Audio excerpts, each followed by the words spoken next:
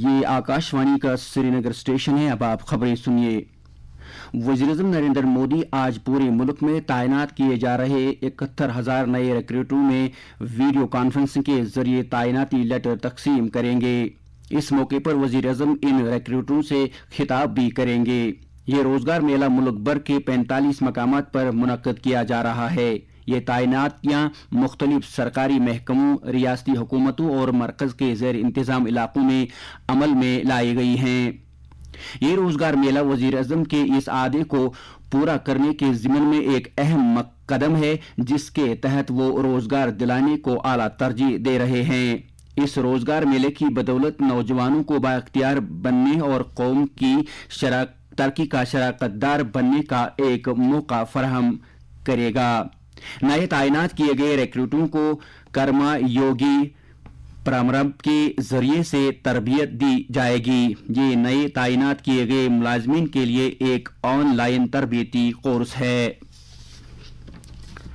सेहत और खानदानी बहबूद के मरकजी वजीर मनसुख मांडविया ने कहा है कि भारतीय दवासाजी सनत की मालियत साल 2030 तक 130 अरब डॉलर तक पहुंचने का तखमीना है। जापान के टोक्यो में जापानी ताजरों से खिताब करते हुए उन्होंने कहा कि हिंदुस्तान में दवासाज सनत गैर मुल्की कंपनियों से बहुत ज्यादा सरमायाकारी को रागिब कर रही है और शराकतदारी और ताउन के मौके बढ़ रहे हैं।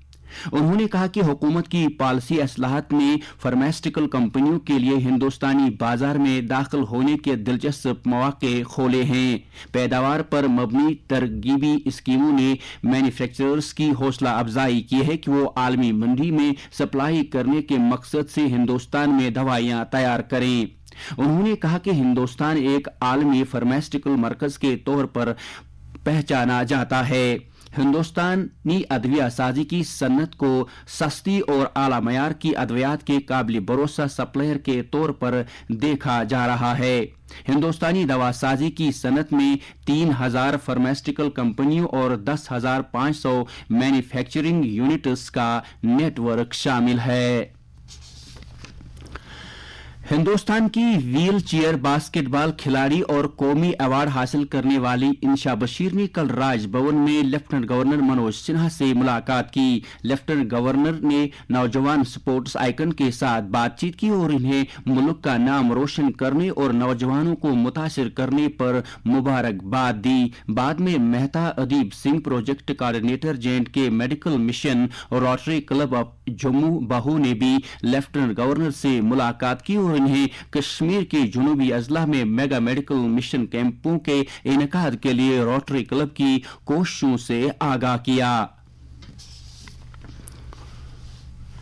Chief secretary doctor Arun Kumar Mehta ने कहा है कि सरहदी इलाकों में बुनियादी सहूलियतें इतनी होनी चाहिए जितनी दीगर देहातों में पाई जाती हैं। उन्होंने कहा कि इन इलाकों को तरजीह हासिल है क्योंकि वहां के लोग कौम की दिफा की पहली लाइन है। डॉक्टर मेहता यूटी हुकूमत की तरफ से कैपेक्स बजट 2022-23 के तहत शुरू की गई समृद्ध सीमा योजना के निफाज का जायजा लेने के लिए बुलाई गई एक मीटिंग में इजहार ख्याल कर रहे थे। चीफ सेक्रेटरी ने यूटी के 8 अजला में वाक़ा इन 1800 सरहदी देहातों में तमाम सहूलियात की तहकीक पर खुसूसी तवज्जो देने पर जोर दिया।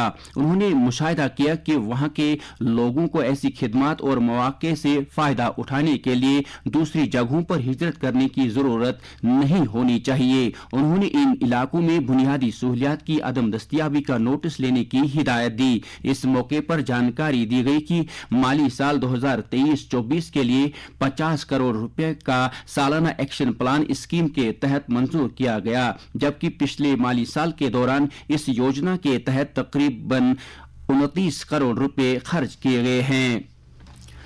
श्रीनगर में 21 मई से होने वाले G20 टूरिज्म वर्किंग ग्रुप के इजलास की तैयारी के सिलसिले में Jammu Kashmir academy of art, cultural and languages ने कल टैगोर हॉल में एक म्यूजिकल शाम की तकरीबात का इनेकाद किया। इस तकरीब का मकसद मौसीकी से मोहब्बत करने वाली वादी को खुशी के एक पुरजोश एहसास के साथ उभारना है और इस इलाके के फनकाराना सलाहियतों को उजागर करना है। सेक्रेटरी सयाहत व सकाफत डॉक्टर आबिद रशीद इस मौके पर मेहमान खुसूसी थे। इस तकरीब ने पुरजोश हाजरीन की एक बड़ी तादाद को भी अपनी तरफ मुतवज्जा किया, जिनमें स्कूल के बच्चे भी शामिल थे जो फनकारों की शानदार परफॉर्मेंस से मुतासिर हुए। वादी के नौजवान फनकारों को उनकी गैर मामूली सलाहियतों की वजह से खूब पजीराई और दाद मिली।